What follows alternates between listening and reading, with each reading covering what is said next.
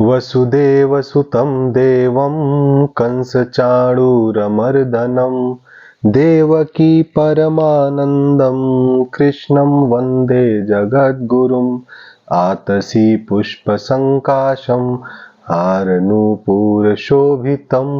रत्नकङ्कणकेयूरं कृष्णं वन्दे जगद्गुरुं कुटिलालकसंयुक्तं पूर्णचन्द्रनिभाननं विलसत्कुण्डलधरं कृष्णं वन्दे जगद्गुरुं मन्दारगन्धसंयुक्तं चारुहासं चतुर्भुजं बहिरपिञ्छावचूडाङ्गं कृष्णं वन्दे जगद्गुरुम् उत्फुल्लपद्मपत्राक्षं नीलजीमूतसन्निभं यादवानां शिरोरत्नं कृष्णं वन्दे जगद्गुरुं रुक्मिणीकेलिसंयुक्तं पीताम्बरसुशोभितम् अवाप्ततुलसीगन्धं कृष्णं वन्दे जगद्गुरुं गोपिकानां कुचद्वन्द्व कुङ्कुमाङ्कितवक्षसं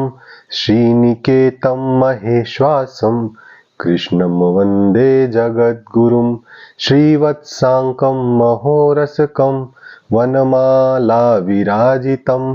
शङ्खचक्रधरं देवं कृष्णं वन्दे जगद्गुरुं कृष्णाष्टकमिदं पुण्यं प्रातरुत्थाय यः पठेत् कोटिजन्म कृतं पापं स्मरणेन विनश्यति वसुदेवसुतं देवं कंसचाणूरमर्दनं देवकी परमानन्दं कृष्णं वन्दे जगद्गुरुम् ओम श्री परमात्मने नमः। अथ श्रीमद्भगवद्गीता महात्म्यं गीताशास्त्रमिदं पुण्यं यः पठेत प्रयतः पुमान् विप्रोः पदमवाप्नोति भयशोकादिवर्जितः गीताध्ययनशीलस्य प्राणायामपरस्य च नैव सन्ति हि पापानि पूर्वजन्मकृतानि च मलनिर्मोचनं पुंसां जलस्नानं दिने दिने सुकृतिगीताम्भसि स्नानं संसारमलनाशनं गीता सुगीता कर्तव्या किमन्यैः शास्त्रविस्तरैः या स्वयं पद्मनाभस्य मुखपद्माद्विनिःसृता भारतामृतसर्वस्वं विप्लोरवक्त्राद्विनिःसृतं गीता गङ्गोदकं पीत्वा पुनर्जन्म न विद्यते सर्वोपनिषदो गावो दोग्धा गोपालनन्दनः पार्थो वत्सः सुधीरभोक्ता दुग्धं गीतामृतं महत् एकं शास्त्रं देवकी पुत्रगीतम् एको देवो देवकी पुत्र एव एको मन्त्रस्तस्य नामानि यानि कर्माप्येकं तस्य देवस्य सेवा वसुदेवसुतं देवं कंसचाणूरमर्दनं देवकी परमानन्दं कृष्णं वन्दे जगद्गुरुम्। आज मैं श्रीमद् भगवद गीता के द्वितीय अध्याय के चतुर्थ श्लोक का पाठ करूंगा। दूसरे अध्याय के चौथे श्लोक का पाठ। वसुदेवसुतं देवं कंसचाणूरमर्दनं देवकी परमानन्दं कृष्णं वन्दे जगद्गुरुम्। अर्जुन उवाच कथं भीष्ममहं संख्ये द्रोणं च मधुसूदन ईशुभिः प्रतियोत्स्यामि पूजार्हा वरिसूदन। यहाँ पे अर्जुन ने भगवान को दो अलग अलग नामों से बुलाया है। पहले उन्होंने कहा मधुसूदन, फिर उन्होंने कहा वरिसूदन। वरिसूदन या अरिसूदन। अरिसूदन का मतलब है कि जो शत्रुओं पे तुरंत ही विजय प्राप्त कर लेते हैं, शत्रुओं को जो तुरंत ही हरा देते हैं। और मधुसूदन मतलब जो मधु नाम के राक्षस को मारे थे, जिसका पहले भी एक बार हम लोग उल्लेख कर चुके हैं। तो जब एक दोस्त बोल रहा है, अपने दोस्त को डांट लगा रहा है और बोलता है उत्तिष्ठ, अब युद्ध करने के लिए खड़ा हो जाओ, तो अर्जुन तो प्रोएक्टिव इंसान थे ही और अपने दोस्त से ही बात कर रहे थे, तो उनको कुछ ऐसा शर्म या लज्जा नहीं आ रहा अपनी बात को कहने के लिए। उन्होंने भगवान की बात को स्वीकारा और कहा कि मैं कायर नहीं हूं, आप जो मुझे बोल रहे हैं कि नपुंसकता का त्याग करो और युद्ध करो, तो मैं कायर नहीं हूं, लेकिन मैं भीष्म और द्रोण जैसे पूजनीय लोगों को कैसे मार सकता हूं। पूजनीय लोग वो होते हैं जो आपके जीवन में कुछ ऐसा योगदान किए हों जिससे आपको जीवन जीने में सहायता मिलती हो। जैसे कभी उन्होंने आपको कोई स्किल प्रदान किया हो, कभी उन्होंने आपको कुछ सिखाया हो, कभी उन्होंने आपको कोई शिक्षा दी हो। तो अर्जुन को हर एक तरह की शिक्षा, हर एक तरह की युद्ध नीति, हर एक तरह के शास्त्र का ज्ञान भीष्म और द्रोण से ही आया था। तो इस पर्टिकुलर श्लोक में अर्जुन केवल भीष्म और द्रोण का ही बात करते हैं और लिखते हैं कथम भीष्म अहम संख्ये द्रोणम च मधुसूदन, कि हे मधुसूदन, मैं रणभूमि में किस प्रकार बाणों से भीष्म पितामह और द्रोणाचार्य के विरुद्ध लड़ूंगा। कौरवों की सेना में खड़े हुए ये जो दो लोग हैं, ये अर्जुन के लिए पूजनीय हैं और बोलते हैं कि ईशुभि प्रतियोत्स्यामि पूजार्हा व अरिसूदना, कि ये लोग मेरे लिए युद्ध भूमि में भले ही मेरे पक्ष में खड़े हैं, लेकिन ये लोग मेरे लिए पूजनीय हैं। तो क्या होता है जब दो दोस्त आपस में कम्युनिकेट कर रहे हो, तो अगर दूसरा दोस्त ऐसे डांट लगा दे, नहीं नहीं नहीं तुम गलत कर रहे हो, तुम ऐसे मत करो, ये करो, और दूसरा दोस्त बिल्कुल भी उसको ना करना चाहे जिस अवस्था में अभी अर्जुन है, तो वो अपनी अवस्था को थोड़ा चेंज करेंगे। वो बताएंगे कि नहीं, मैं युद्ध करने के काबिल हूं, मैं युद्ध लड़ सकता हूं, मैं सबसे लड़ सकता हूं, लेकिन जो मेरे पूजनीय हैं, उनमें भीष्म पितामह है और गुरु द्रोण है, मैं इन पूजनीय लोगों से कैसे लड़ूं।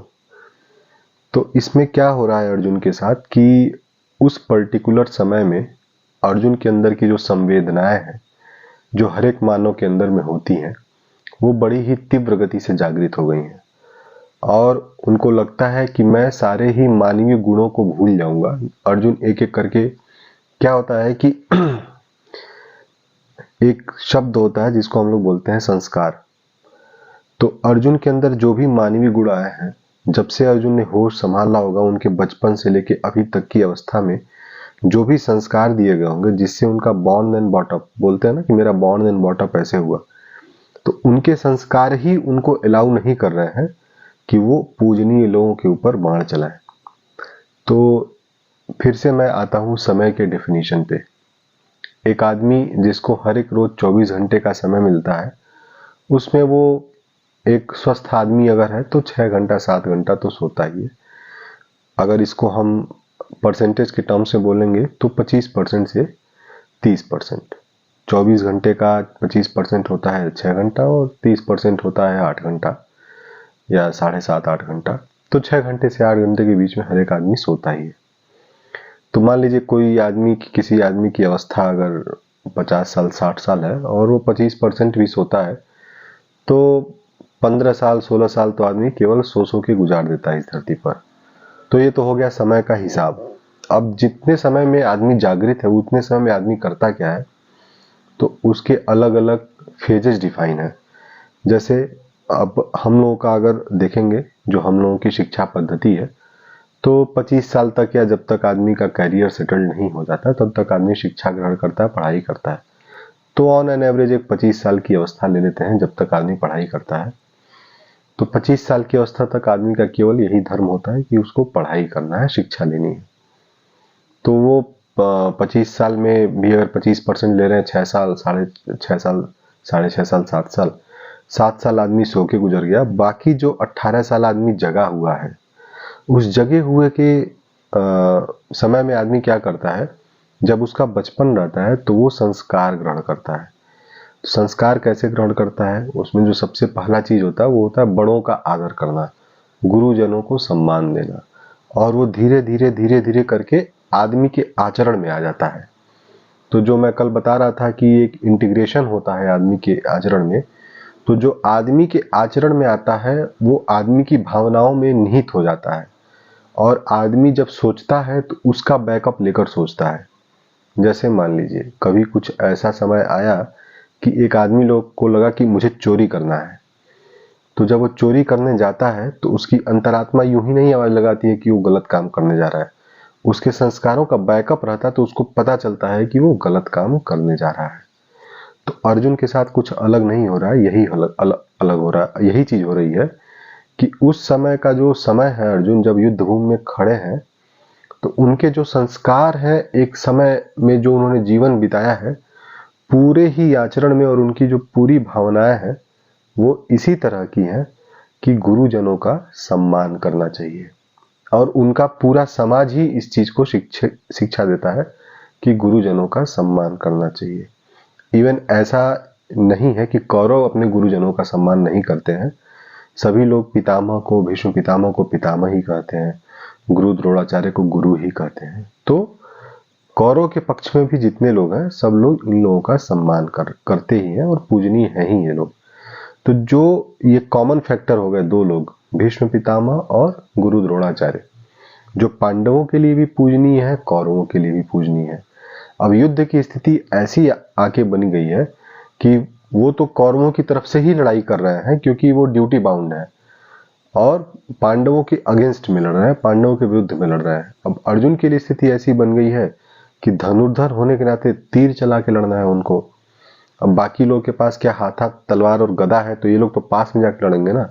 अभी तो वो लोग धनुर्धारी हैं, भीष्म पितामह और द्रोण खुद धनुष लेकर खड़े हैं, तो उनसे तो कोई धनुर्धारी ही लड़ेगा, तो अर्जुन को ही लड़ना है। तो अर्जुन के लिए बड़ा ही कठिन समय है। तो वो खुल के अपने मित्र से, भगवान श्री कृष्ण से खुल के बोल रहे हैं कि जो मेरे लिए पूजनीय है उनसे मैं कैसे लड़ूं। तो जो अर्जुन विषाद योग है वहां पे उनको प्योरली मोह होता है, मोह, और वो मोहग्रस्त होकर रक्त के पीछे में जाके बैठ जाते हैं कि अब मैं लड़ाई नहीं करूंगा। लेकिन यहाँ पे अब अर्जुन भी उस टर्म्स में आ गए हैं जिस टर्म्स में भगवान ने उनको उत्तिष्ठ बोला है। अब वो भी भगवान से थोड़ा तार्किक तरह के प्रश्न पूछेंगे। तो अब से अर्जुन जितना भी चीज पूछेंगे, जितना भी चीज भगवान को कहेंगे, वो सभी प्रश्न बहुत इंपॉर्टेंट है। इसके पहले क्या था अर्जुन विषाद योग में कि अर्जुन अपनी स्थिति भगवान को बता रहे थे कि मुझे मोह हो रहा है और मैं इस कारण से युद्ध नहीं करूंगा।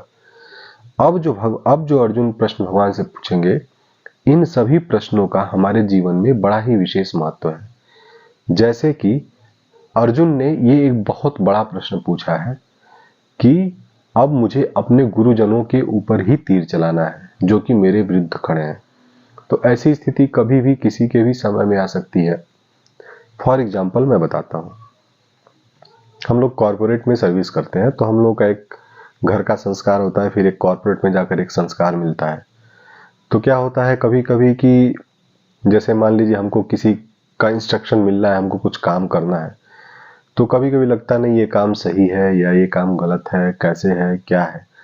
और कभी कभी लगता है कि जो एक कॉर्पोरेट में बहुत ही मशहूर टर्म्स है कि बॉस इज ऑलवेज करेक्ट, तो कभी कभी लगता है कि नहीं बॉस की ही मान लें, कभी कभी लगता है नहीं उनको हम ये सलाह दे सकते हैं, कभी कभी लगता है कि नहीं ये चीज़ें और अच्छे तरीके से ऐसे की जा सकती हैं।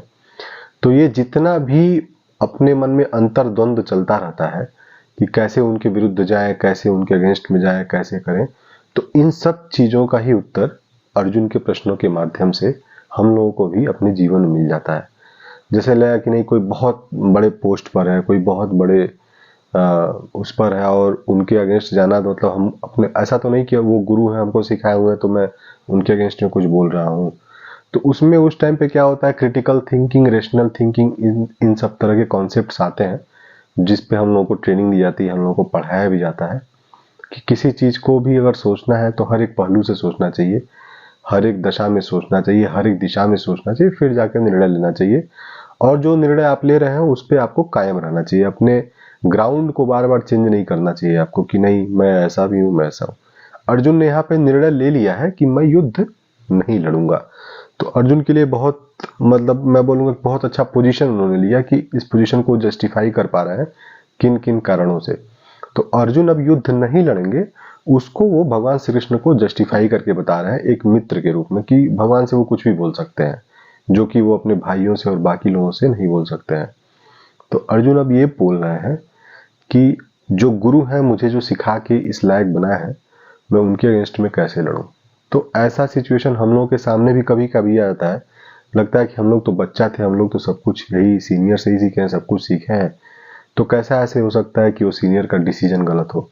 तो कभी कभी क्या होता है कलेक्टिवली एक टीम ही पूरा कुछ ना कुछ ऐसा गलत कर देता है कि जिससे नुकसान हो जाए किसी का या कुछ कुछ तो ऐसा हो जाए। लेकिन कभी कभी ऐसा लगता है नहीं, उस चीज को अवॉइड किया जा सकता है। टीम एफर्ट जो रहेगा हमेशा कंस्ट्रक्टिव रहेगा और पूरा टीम अगर कंस्ट्रक्टिवली काम कर रहा है तो बहुत अच्छा रिजल्ट मिलता है। तो इन सब तरह की चीजें हैं जहां पे हमको लगता है कि नहीं गीता के माध्यम से हमको सहायता मिल जाएगी। तो अर्जुन का जो ये प्रश्न उन्होंने भगवान के सामने रखा है कि जो गुरु मेरे लिए पूजनीय है उनके ऊपर मैं बाण कैसे चलाऊं।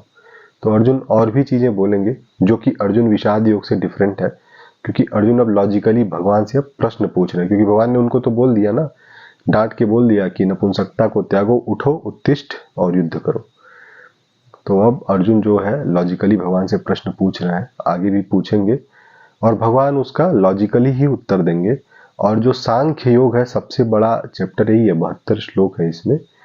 तो 18 अध्याय गीता के 10% से ज्यादा श्लोक इसी में है सांख्य योग में। तो जो सांख्य है पूरा साइंटिफिक है और इसमें भी साइंस यही है कि जो सीनियर्स हैं जिन्होंने हमको संस्कार दिए हैं, अब वही उन्हीं संस्कारों के खिलाफ हमको कैसे जाना है, क्या करना है, क्यों करना है। तो वो सब चीजें हैं अब अर्जुन पूछ रहे हैं, तो हमको इनको बड़ी गूढ़ता से ध्यान पूर्वक समझ के और चलना है। तो समय है, अर्जुन भी एक कठिन समय में खड़े हैं और जो पीछे का समय वो गुजारे हैं उसमें जो संस्कार अर्जुन के अंदर में एकत्रित हुए हैं वही अर्जुन को अब लड़ाई करने से मना कर रहे हैं। तो अर्जुन इन सब चीजों से कैसे निकल पाएंगे, भगवान उनको क्या समझाएंगे, वो हम लोग एक एक श्लोक आगे जब पढ़ते जाएंगे तो हम लोगों को पता चलता जाएगा। तो अर्जुन ने यहाँ पे भगवान से कहा कि हे मधुसूदन, हे हरिसूदन, जो रणभूमि में मेरे लिए मेरे खिलाफ खड़े हैं भीष्म पितामह और द्रोणाचार्य, मैं उनसे बाणों को चलाकर कैसे लड़ूंगा, ये सारी शिक्षा तो उन्होंने ही हमको दी है। और हे हरिसूदन, ये द्रोणाचार्य और ये भीष्म पितामह ये दोनों लोग ही मेरे लिए पूजनीय हैं, तो मैं तो इनसे लड़ाई नहीं कर सकता हूँ। आगे फिर अर्जुन इसके सपोर्ट में और भी आगे अर्जुन बातें करेंगे, बताएंगे भगवान को, फिर भगवान भी कुछ बताएंगे। तो एक एक श्लोक करके हम लोग धीरे धीरे चलेंगे। अगले वीडियो में फिर मिलते हैं हम लोग। वसुदेव सुतं देवं कंस चाणूरमर्दनं देवकी परमानंदम कृष्णं वंदे जगद्गुरुम्।